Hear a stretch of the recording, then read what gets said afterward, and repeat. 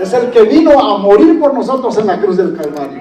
Entonces, al leer esta porción bíblica, nos da una idea de cuánto tiempo ha pasado. De 12 años a la vida del Señor hay 18 años de silencio hasta que aparece Juan el Bautista. El que vino como precursor, o vino 6 meses antes de él. Casi a la par de Juan el Bautista creció el Señor también.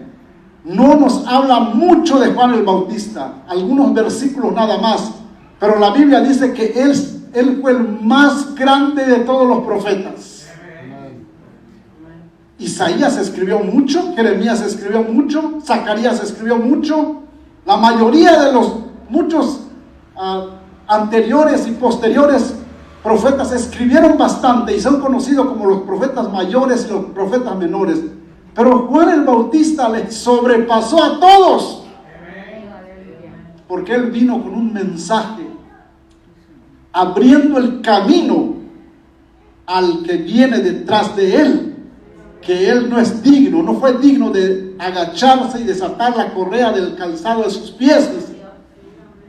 Con pocas palabras, pero qué tremendo. La Biblia nos dice, no sé si se acuerdan que una vez el hermano Juan Domingo predicó y dijo, es un golpe a la cátedra.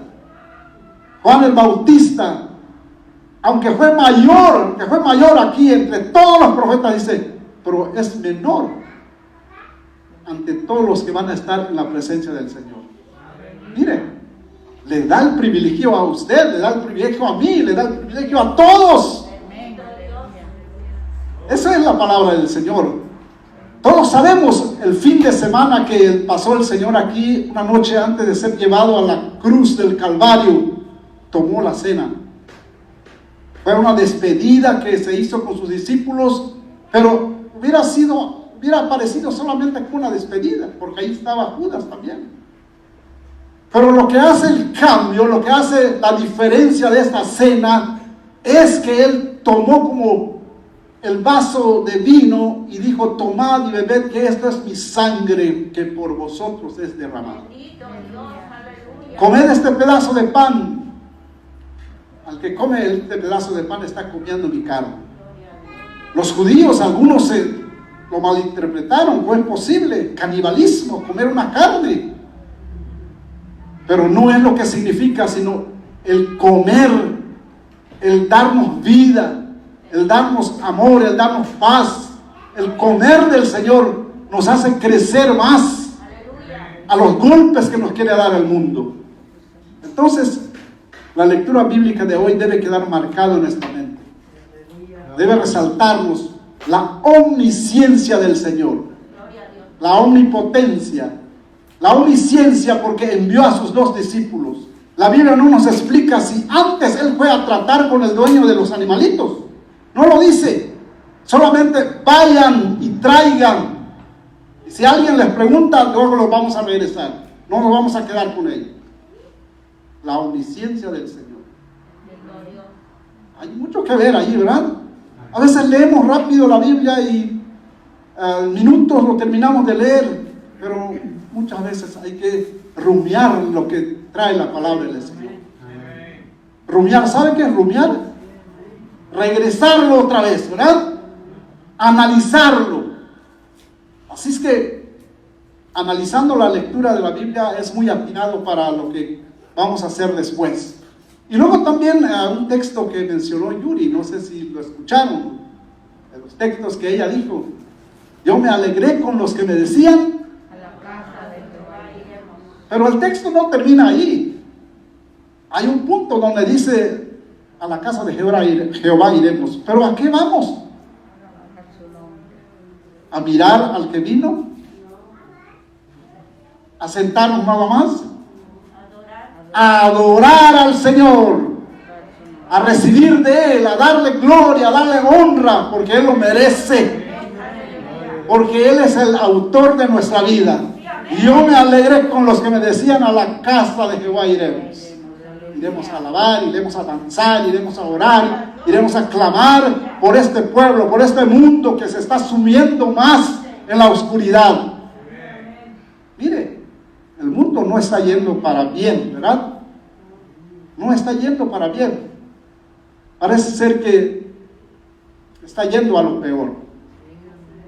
Bueno, vamos a dejarlo así y vamos a lo que es la palabra del Señor. Como que nos desviamos un poco. Pero mire, antes de ir a la lectura de la palabra del Señor, quiero llevarles al título de la lección que vamos a tener hoy en este día, o sea, de la predicación. Y pues vamos a ver si nos apuramos para que podamos salir un poco de esto, porque si no nos vamos a quedar atorados. Como título le puse un pueblo desanimado. Ese es el título, un pueblo desanimado. Si lo quiere repetir conmigo, díganlo. Un pueblo desanimado. Cuando hay desánimo, ¿qué pasa? Pues nadie quiere hacer nada. Desanimado. Hay un desánimo, hay una oscuridad, hay un caos. No se quiere hacer nada. Hay un desánimo. Y cuando hay un desánimo vienen dudas, vienen problemas. La duda se dice que es el desvío de la voluntad de aceptar una propuesta. La duda es el desvío de la voluntad de aceptar una propuesta. La duda es cuando vemos, tal vez nosotros como cristianos, no dudamos de que existe un Dios, ¿verdad? Porque siempre se nos inculca, siempre se nos ha inculcado de que en el principio creó Dios los cielos y la tierra, que todo lo que vemos vino de la nada, de la palabra de Dios, de todo lo que existió fue por su palabra, por su poder. Pero los que no creen en el Señor dudan de que Él exista. Alguien dijo, si Dios existiera, ¿por qué permitió que ese muchacho matara a 19 niños? Pero hay cosas que nosotros no debemos avanzar más de lo que no podemos. La Biblia dice que las cosas claras o las cosas descritas o que están a la vista nos pertenecen a nosotros. Pero las que no podemos entrar más allá le pertenecen a Dios. Es el pecado, es a causa de la maldad de la humanidad que están sucediendo estas cosas. Como hijos de Dios sabemos, el hermano Dobson dice, cuando Dios permite lo que no quiere que suceda. Cuando murió sus dos amigos del doctor Dobson, él dice que él iba a viajar, iba a reunirse también con ellos.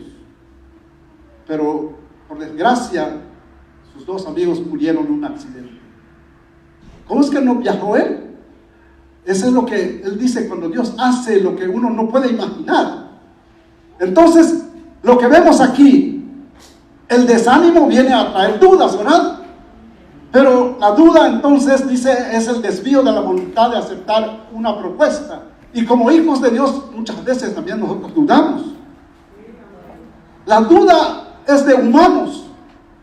Pero no hay que ahondarlo, no hay que quedarse con lo que es la duda, ¿verdad? Hay que investigar por qué viene esa duda. Ahora, un pueblo desanimado. El tema entonces podría ser el clamor de Jehová. El clamor de Jehová. Si lo quieren repetir conmigo, díganlo. El clamor de Jehová. Y aquí vamos a poner 3 incisos, y tal vez 4, pero 3. Vamos a tratar de hablar de ello. El clamor de Jehová a la razón. El clamor de Jehová a la razón, o razonamiento, como usted lo quiere entender. Inciso A. Inciso B. El clamor de Jehová de advertencia. Inciso C. El clamor de Jehová a la reconsideración. A la reconsideración. ¿Qué es reconsideración? Volver a reconsiderar o a investigar o a pensar otra vez, ¿por qué no hice esto? ¿O por qué estoy tardándome de hacer esto? ¿Por causa de qué o qué? Y la número 4, ese es como un punto nada más encima. El clamor de Jehová para volverse a Él, porque Él es fuente de todo bien. Volverse, el clamor de Jehová, volverse a Dios, fuente de todo bien. Pero los tres incisos más importantes es el clamor de Jehová a la razón, al razonamiento. El clamor de Jehová de advertencia y el clamor de Jehová a la reconsideración. ¿Dónde podemos encontrar esto? ¿Dónde podemos encontrar la lectura para amalgamar todo lo que estamos pensando, todo lo que estamos considerando aquí? Por supuesto que es en la Biblia, ¿verdad? En la palabra de Dios. La Biblia es un libro que se debe leer, que se debe estudiar, no para debatir, no para sacar conclusiones humanas, sino para aceptar lo que Dios ha dejado escrito para nosotros, que puede servirnos para alejarnos de Él o para acercarnos más a Él. De la manera entonces en que Dios puso este libro para que el humano o para que la humanidad vuelva a su Creador. Aquí estamos diciendo un pueblo desanimado, el clamor de Jehová a la razón de advertencia, a la reconsideración. Vamos a ir entonces al libro de Ageo. Al libro de Ageo es un pequeño libro que es un poco difícil de encontrar en su Biblia, porque es un libro nada más de 2 hojas nada más. Pero cualquiera que ha estudiado su Biblia o tiene los dedos rápidos en encontrar los textos lo puede hallar. Está en la página 1143 y su Biblia es Plenitud. Pero si no es, entonces tiene que buscar el número que le corresponde. Gloria al Señor, aleluya. ¿Ya lo tienen? Amén. Entonces, así como está sentado, voy a leer el versículo 5 del capítulo 1 y el versículo 7. Escucha cómo dice la palabra del Señor. Pues así ha dicho Jehová de los ejércitos: meditad bien sobre vuestros caminos. El versículo 7 dice: así ha dicho Jehová de los ejércitos: meditad sobre vuestros caminos. Es casi igual, ¿verdad? Pero hay una palabra que lo hace diferente al versículo 5. ¿Cuál es esa palabra?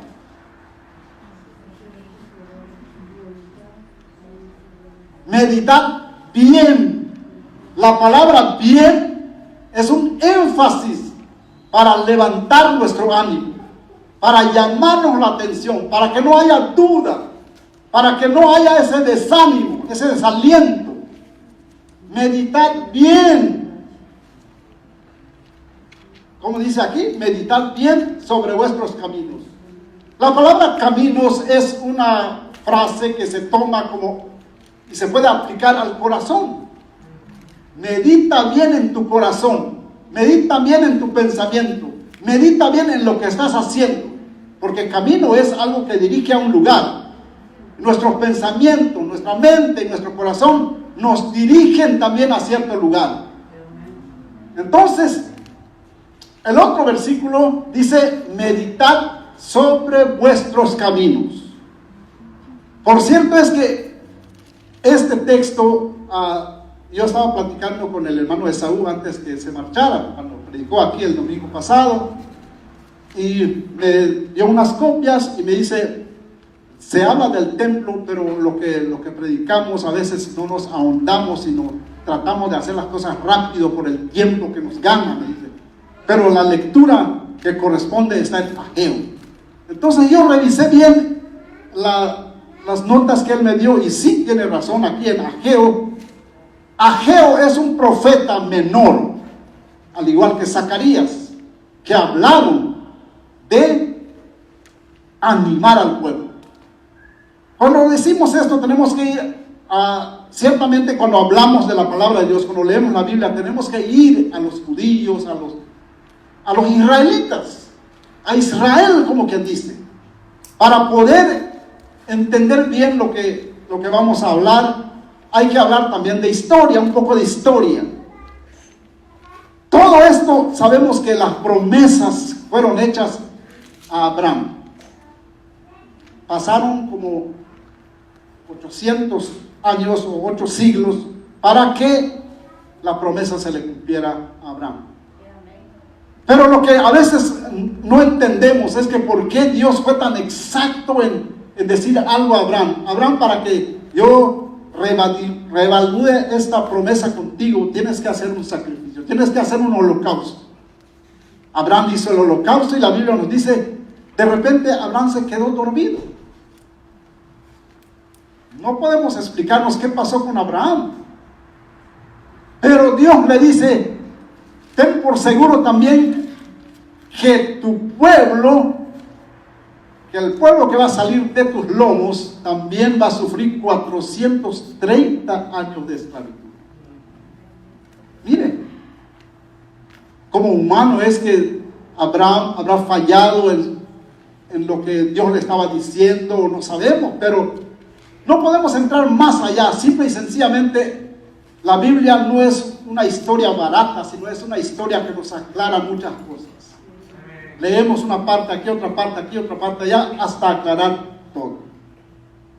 El pueblo fue esclavizado por 430 años, pero también se levantó con fuerza, con poder, para salir bajo ese yugo de esclavitud. Dios usó a Moisés y durante el trayecto del camino sabemos lo que pasó. Estamos hablando de la historia. Ahora, el pueblo ha estado establecido. Al llegar, al morir Moisés, que fue contagiado también por el pueblo duro de servir, el Señor le dijo: Moisés, hazte a un lado, voy a destruir a este pueblo. Ya me llegó hasta aquí. Pero Moisés, ¿qué dijo? ¿Qué van a decir los demás pueblos? Los sacaste con poder, con maravillas, con tanta, para que los vengas a destruir aquí. Moisés oró por el pueblo. Dios se compadeció. Dios le dijo: yo te voy a levantar un pueblo mejor que estos. Pero mire, qué igualdad tenemos con Israel, ¿verdad? A veces estamos, como dice el hermano Monsiváis, tipo yo-yo, poco abajo, de repente arriba, de repente abajo, de repente arriba. Mire, Israel contagió a Moisés de su mala actitud, porque Moisés, la promesa era de que él iba a repartir la tierra, él de que iba a entrar a la tierra prometida. Pero la Biblia nos dice que Jehová lo subió a un monte y le dice: mira, solo lo vas a mirar la tierra que van a heredar y tú te vas a quedar ahí. La Biblia nos dice que murió Moisés, libro de Deuteronomios. Murió Moisés y se levantó Josué. Y Josué, como guía, como líder, le pasó todos los sucesos a Moisés. Todo el poder que Dios le había dado a Moisés se lo pasaron a Josué. Levántate, sé valiente. No se aparte de tu boca este libro de la ley. De día y de noche medita en ello. Entonces todo te saldrá bien. Miren, caminó Josué con el pueblo de Israel. Al ir a entregarles todo esto, antes de la muerte de Moisés, la tribu de Rubén y la tribu de Gad y la media tribu de Manasés se quedaron por el lado sur. No quisieron cruzar. Danos este terreno, nosotros lo trabajaremos. Pero ahí habitaba el amorreo, ahí habitaba el eteo, habitaban los moabitas, hombres fuertes. Pero la tribu de Rubén eran terribles también. La tribu de Gad también eran terribles. La media tribu de Manasés también eran hombres fieros. Y Moisés no quiso hacer más que escuchar las palabras de estas 2 tribus y media y los dejó en el otro lado. Las 10 tribus cruzaron, pero Josué habló con ellos: antes que ustedes se establezcan aquí, tienen que ayudar a sus hermanos a establecerse bien en el otro lado. Y juraron y prometieron que sí lo van a hacer. Esa no era el tiempo de oro de Israel. Fueron tiempos de guerra, de balanceos y de subidas y de bajadas, pero fueron establecidos allá como pueblo. 2 tribus y media en un ladito y las otras 10 tribus en el otro lado. el tiempo de apogeo, de paz, de gloria, de época de oro de Israel, fue en el tiempo de Salomón. Saúl como primer rey, 40 años de guerra contra los enemigos que rodeaban a Israel. David en sus 40 años, guerra también contra los enemigos. David logró establecer una paz que se lo heredó a Salomón. Y los 40 años de la vida de Salomón, del reinado de Salomón, fue la época dorada de Israel. Al morir Salomón, el reino tuvo un cisma, un quebrantamiento. El hijo de Salomón, Roboam, agarró el poder. Y la gente vino a él a suplicarle que bajara los impuestos, que no se llevaran los jóvenes a la guerra, que no hicieran esto. ¿Pero qué hizo Roboam? No los oyó, dice la hermana. Al contrario, ¿qué hizo? Si mi padre los pegó con chicotes o con látigos, yo les voy a meter escorpiones sobre ustedes. Mire qué terrible, ¿verdad? Pero Dios sabía tantas cosas, más que cualquier sabio que Salomón. Nuestro Dios, Él sabía lo que iba a suceder. Antes había levantado un profeta, al profeta Ahías, para que se encontrara con Jeroboam, un funcionario de Salomón. Lo encontró en el campo y rompió su capa en 12 pedazos. Y le dijo: 10 pedazos para ti y los 2 pedazos para mí. ¿Qué simbolizaba aquello? Que llegaría el tiempo en que el reino se iba a dividir. Por eso cuando hablamos de Judá, de Israel, hay que entender la separación que hay. Aquí el libro de Ageo está hablando estrictamente de los judíos, de la tribu y media que se quedó en el lado sur. Las 10 tribus se quedaron en el lado norte, que eran más fuertes. Ahora, este Jeroboam, ¿qué hizo? Jeroboam puso su capital en Samaria. Jeroboam aprendió lo que vivió en Egipto, porque cuando se escapó, Salomón lo quiso matar. Cuando supo que él podía quitarle el trono, lo persiguió, y este Jeroboam se escapó y se fue a Egipto. Toda su juventud y la mayor parte de su vida lo pasó en Egipto. Hay un dicho que dice: dime de dónde vienes y te diré las mañas que traes. Dime con quién andas y te diré quién eres. Este Jeroboam, para que el pueblo que estaba bajo su poder, porque el pueblo de Israel se dividió, no querían aceptar a Roboam como rey. Entonces Jeroboam subió como rey. Se llevó a 10 tribus con él en el norte, y ahí es donde entonces se entiende como Efraín o Israel. Bendito Dios, aleluya. Judá, el cuarto hijo de Jacob, se quedó entonces a reinar en el lado sur. Jeroboam se hizo su capital en Samaria, y para que el pueblo no fuera a adorar en Jerusalén, porque todos los judíos tenían que subir una vez al año a Jerusalén, como lo está haciendo el Señor aquí en el libro que leyó el hermano. Subir a Jerusalén a adorar, porque ahí es el templo que hizo Salomón, el templo del cual nos habló el hermano de Saúl. ¿Se acuerdan? Este templo, hermanos, que fue construido por Salomón. Vamos a ir llegando allá poco a poco, y ojalá que nos dé tiempo para ver por qué el pueblo desanimado, por qué el clamor de Jehová. El pueblo entonces que vivió en el lado norte, Jeroboam construyó o edificó 2 becerros de oro, lo que aprendió en Egipto, ¿verdad? Aunque él sabía que Jehová Dios había derrotado, había avergonzado a los dioses, a todo el panteón de los dioses de Egipto, pero él no le hizo caso. Cuando el pueblo salió bajo fuerza, bajo poder, Dios derrotó a los dioses de Egipto. Pero Jeroboam hizo 2 becerros de oro para que no vayan a adorar en Jerusalén. Aquí cambió todo lo que es el sistema de adorar al Señor. No era la intención de Jehová que este Jeroboam se fuera a la idolatría. Dios quería que reinara sobre 10 tribus, pero el corazón humano o el corazón del hombre siempre tira a jalar, como dicen la bestia siempre tira al monte. Mire lo que hizo este Jeroboam. Puso uno en el lado sur, donde estaban las 2 tribus y media, para que no fueran a adorar a Jerusalén. Y puso otro uno en Betel, en el lado norte. Estos son los dioses que tienen que adorar. 2 becerros de oro. ¿Está bien eso? Jamás. Y allí comenzó la decadencia entonces. Para brincar más años, los profetas que vinieron a advertirle a Israel. Pasaron 30 y pico de reyes. Unos ya hacían bien un poquito, otros peores, otros malos, otros peores. Y la advertencia venía: van a ser deportados, van a ser cautivados.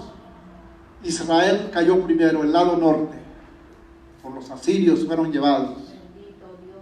Judá, 135 años después, cae también Judá. El templo destruido, el templo hermoso que construyó Salomón lleno de oro, llevado por los babilonios. 70 años de cautiverio, de limpia, como dice mi hermano, de sacudida. Ahora el pueblo puede regresar.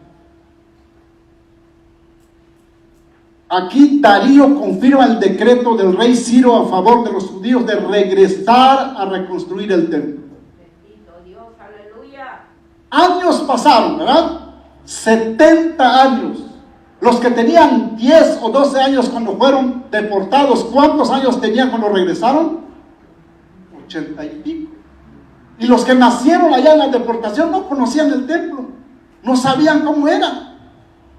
Pero por eso los que regresaron, ¿quién ha quedado entre vosotros que haya visto esta casa en su gloria primera? ¿Y cómo la veis ahora? ¿No es como ella nada delante de vuestros ojos? Vinieron, Darío les dijo que fueran a reconstruir, pero esa orden que fue dada por Darío es confirmado, fue dado desde mucho antes por el rey Ciro. 2 años, 72 años después entonces estaban trabajando, pero la otra parte del norte de los samaritanos se quedaron, vinieron y dijeron: vamos a construir con ustedes, nosotros somos vuestros hermanos y todo esto. Pero había una separación, ¿se acuerdan? Jeroboam y Roboam se separaron. Los que regresaron bajo el pacto de reconstruir el templo no quisieron. No lo van a reconstruir con nosotros. Nosotros tenemos la orden de hacerlo porque nosotros somos los que estamos más apegados. Sí, tenían razón. Zorobabel, Josué y el pueblo son los más apegados a reconstruir y a hacer el trabajo. Pero fueron desanimados, fueron amenazados. ¿Y el pueblo qué pasó? Se desanimó. Se desanimó a construir, se desanimó a trabajar. No querían hacer nada. Por eso es que el clamor de Jehová entonces, para que vuelvan a la razón, que empiezan a pensar bien el castigo que merecieron, el castigo al cual fueron llevados por no obedecer. 70 años de castigo. Ahora, en el año segundo del rey Darío, en el mes sexto, en el primer día del mes, vino palabra de Jehová por medio del profeta Ageo a Zorobabel, hijo de Salatiel, gobernador de Judá, y a Josué, hijo de Josadac, sumo sacerdote. Cuando leemos esto, el segundo año del rey Darío, en el mes sexto, en el primer día del mes, casi no podemos entender esto. Pero tenemos que acudir entonces a los diccionarios y saber qué fecha es eso. Es el mes Adar. Adar es entre febrero y marzo. Pero vamos a ponerlo a nuestro calendario, a nuestro calendario, digamos, el mes de junio, día 1 del mes de junio del año 2, Darío dio la orden para que fueran a reconstruir el templo. Vino palabra de Jehová por medio del profeta Ageo a Zorobabel, hijo de Salatiel, gobernador de Judá, a Josué, hijo de Josadac. El primer día del mes de junio, como estamos acá, ¿no? Junio 1, año 2. Una suposición, no estoy afirmando, pero para que podamos entender por qué están estas fechas. Ahora, así ha dicho Jehová de los ejércitos, diciendo, este pueblo dice, Jehová lo está diciendo, este pueblo dice, el pueblo está diciendo, no podemos, llegamos aquí y mira, no hay comida, no hay alimento, no hay nada, pero ¿por qué está pasando eso? Sembráis mucho y recogéis poco, coméis y no os saciáis, bebéis y no quedáis satisfechos, os vestís y no os calentáis. El que trabaja a jornal recibe su jornal en saco roto. Mire, buscáis mucho y halláis poco. Encerráis en casa y yo lo disiparé en un soplo. ¿Por qué? Dice Jehová de los ejércitos, por cuanto mi casa está desierta y cada uno de vosotros corre a su propia casa. Le estaban dando prioridad a su vida personal. Le estaban dando prioridad a lo que no es del Señor. El desánimo vino porque los ancianos decían, pero ¿de dónde vamos a agarrar oro? ¿De dónde vamos a agarrar madera? ¿De dónde vamos a agarrar todo lo para construir? Estaba destruido por completo el templo. Pero ¿qué dice el Señor? Subid al monte y traed madera, reedificad la casa y pondré ella mi voluntad. Bendito Dios, aleluya. ¿Vale más el oro que la voluntad del Señor? ¿Vale más el oro que la presencia de Dios? Vale más la presencia de Dios. Traigan madera como puedan, trabajen. El enemigo te desanima. El enemigo te dice, tú no puedes hacer nada. ¿Qué vas a hacer? No tienes talento, no puedes hacer esto, no. Pero eso es lo que dice el enemigo. Pero Dios dice, subid al monte y traed madera, reedificad la casa. Aquí está el llamamiento del Señor a la razón, a razonar, de advertencia y a la reconsideración. Cuando el enemigo te dice, no puedes, tú dile, mi Dios es mayor que tú, te venció en la cruz del Calvario. Mi Dios tiene poder, con su sola palabra hizo los cielos y la tierra. Mi Dios es autoridad. Entonces vemos cómo todo esto, dice el Señor aquí, mía es la plata y mío el oro, dice Jehová de los ejércitos. No estén dudando porque no hay oro, no estén dudando porque no hay plata. Yo estaré en el templo que ustedes hagan. Entraron entonces en ánimo, razonaron de la advertencia, reconsideraron y entonces empezaron a trabajar. Dice aquí la palabra del Señor, oyó Zorobabel, hijo de Salatiel, y Josué, hijo de Josadac, sumo sacerdote, y todo el resto del pueblo la voz de Jehová. Hay tres grupos de personas que fueron llamados. El sacerdote, que es la religión, que es la ley, y también el gobernador, que es lo que tiene que autorizar todo, y el pueblo común. Tres grupos de personas: el gobernador, el sacerdote y el pueblo. Los tres entonces fueron insuflados de ánimo. El soplo de la palabra de Dios te llena. El soplo de la palabra de Dios te hace razonar, te hace salir de la advertencia, te hace reconsiderar las cosas. Lo que vemos aquí, este pueblo entonces cobró ánimo. Dice, y las palabras del profeta Ageo, como le había enviado Jehová su Dios, y temió el pueblo delante de Jehová. Aquí podemos ver entonces a Ageo y Zacarías, que estaban con el pueblo. Son dos profetas constructores, aunque ellos no trabajaron, o Puede ser que sí trabajaron, ayudaron también a traer madera, ayudaron a traer piedra, ayudaron a construir. Pero estos dos profetas son los que regresaron para animar al pueblo desanimado. Porque dijeron, no, pues, ¿cómo vamos a hacer lo que hizo Salomón? Mire, hermanos, el hermano Esaú me estuvo diciendo, el templo que construyó Zorobabel con Josué, con el pueblo, es el templo que permaneció hasta el tiempo de Jesucristo. Fue remodelado y fue embellecido por Herodes el Grande. Y cuando el Señor estaba descendiendo del monte de los olivos, arriba del borriquito que leyó el hermano que venía, y vio todo el resplandor de aquel templo adornado por Herodes, y todo el pueblo de Israel quizás estaba oscureciendo, eran las 6 de la tarde, y todas las ventanas ahí con sus lamparitas tintineando las luces, y el Señor fue compungido en su corazón. Y abrió su boca y dijo, oh, si tú tan solo conocieras tu día. Si tú conocieras quién es el que está viniendo hacia ti.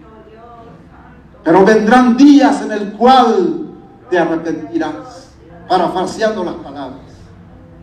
Por cuanto no conociste el día de tu visitación. Por cuanto no conociste al que estuvo dentro de ti. Vendrán esos días.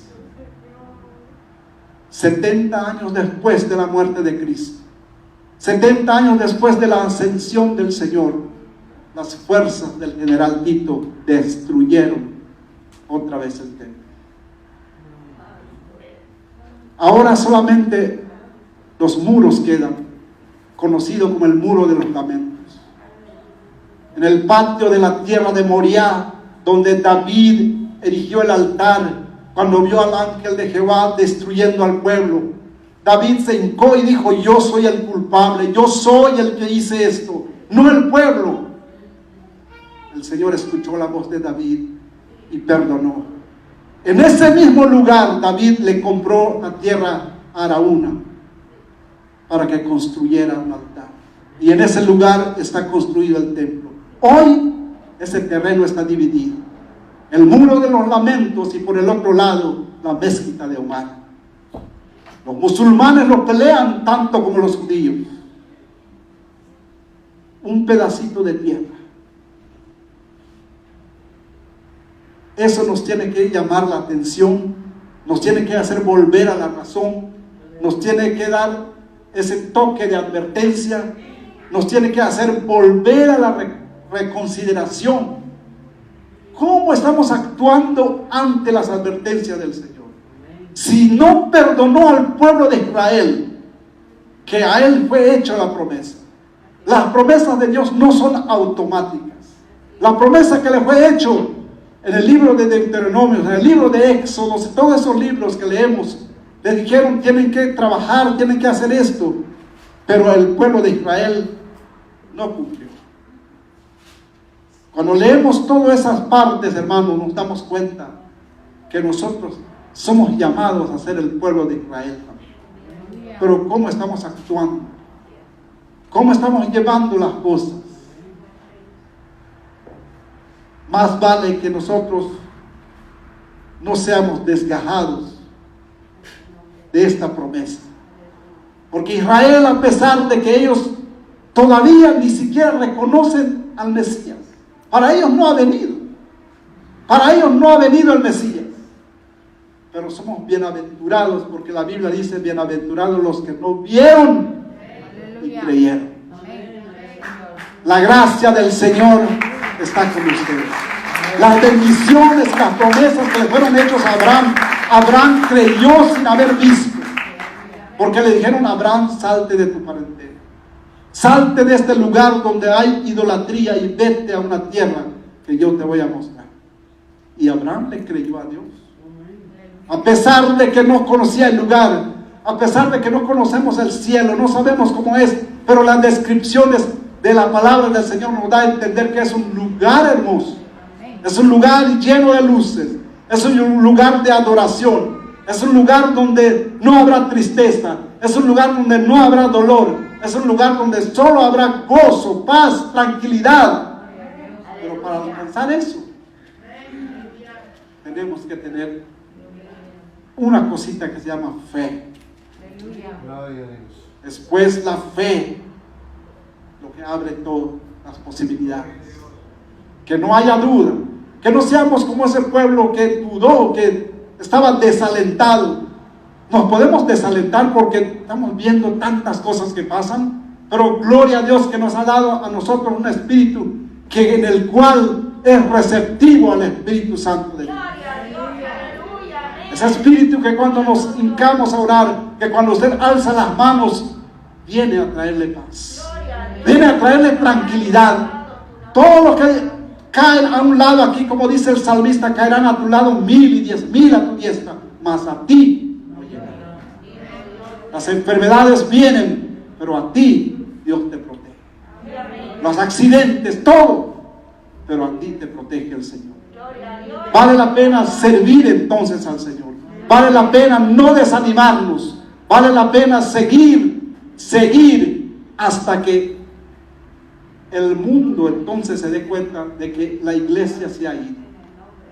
Lo que estamos viendo no es nada. Vendrán días, como dijo el Señor, la palabra que le dijo a Israel. Vendrán días en el cual entonces te darás cuenta por qué rechazaste. Ellos gritaron: crucifícale, crucifícale, su sangre sea sobre nosotros y sobre nuestros hijos. Qué sentencia tan dura pidieron, ¿verdad? Pero a nosotros, hermanos, tal vez ellos no tenían la Biblia como lo tenemos ahora. Somos más responsables porque estamos leyendo lo que fue, lo que sucedió y lo que está por suceder. El mundo sufrirá grave tormento. El mundo sufrirá lo peor, porque estos solo son principios de dolores. Pero antes de eso, el Señor se llevará a su iglesia. El Señor vendrá por su iglesia. El Señor nos llevará en las bodas del Cordero. Y entonces desde allá arriba veremos el sufrimiento que habrá aquí. El regreso del Señor entonces será con todos los santos para establecer su reino para siempre, en el lugar que Él escoge. Jerusalén, Israel, es el lugar santo, la tierra de Palestina, que por mucho, tantos enemigos lo pelean, es la tierra del Señor. Allí asentará su reino, allí habrá luz para todos los gentiles. Esa es la promesa del Señor. Póngase de pie en esta hora y vamos a orar, vamos a darle gracias por tantas bendiciones que recibimos del Padre. Te damos gracias. Señor, tu palabra es clara. Nos advierte, Señor, desde antes. Nos advierte, Señor, desde ahora, para no caer, Señor Jesús, en lo que cayó tu pueblo Israel. Señor, cuando consideramos todo esto, nos damos cuenta de que, Señor Jesús, el ser humano es frágil. Se deja llevar, Señor Jesús, por todo lo que el mundo ofrece. Pero gracias te damos por las oportunidades que tú nos has dejado. Por los profetas que hablaron, Señor, por tus hijos, los apóstoles, Señor, que escribieron las cartas. Por el apóstol Pablo, que escribió las cartas, Señor, de aliento a los pueblos. Por el apóstol Juan, Señor, que escribió el libro del Apocalipsis. Gracias te damos, Señor. Aquí hay un pueblo, Señor, que ha aceptado tu palabra. Aquí hay un pueblo, Señor, que te rinde homenaje, que te rinde culto, Señor, que te rinde adoración. Gracias, Señor. Gracias te damos. Bendecimos tu nombre. Amén. Amén.